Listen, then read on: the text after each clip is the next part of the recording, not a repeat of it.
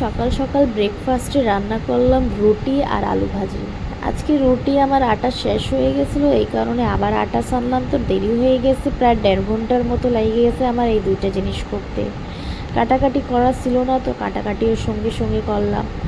এখন আমার হাজব্যান্ডের কথা যে আমি এখন লেজি হয়ে যাচ্ছি আস্তে আস্তে।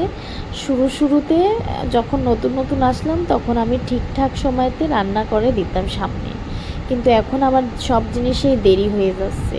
তো একটা কথা বলেন, আপনি যদি আমারে না বলে দেন যে আপনি কি খাবেন, তা আমার কি এত কনফিউশন থাকবে? আমার টাইমের লস হয়ে যাচ্ছে না চিন্তা করতে করতে? আপনি সময় মতো আমাকে বলে দেন যে আপনি কি খেতে চান, সেই হিসাবে আমি রান্না করে দেবো। প্রিপারেশন আমার একদিন আগে থাকবে, তা আমি তাড়াতাড়ি রান্না হয়ে যাবে। কিন্তু আপনি তো আমারে কিছু বলেনই না। আমার পুরো সময় চলে যায় যে আমি কি রান্না করব, আজকে কি রান্না হবে, লাঞ্চে কি রান্না হবে, রাইতে কি রান্না হবে, এইসব করতে করতেই সব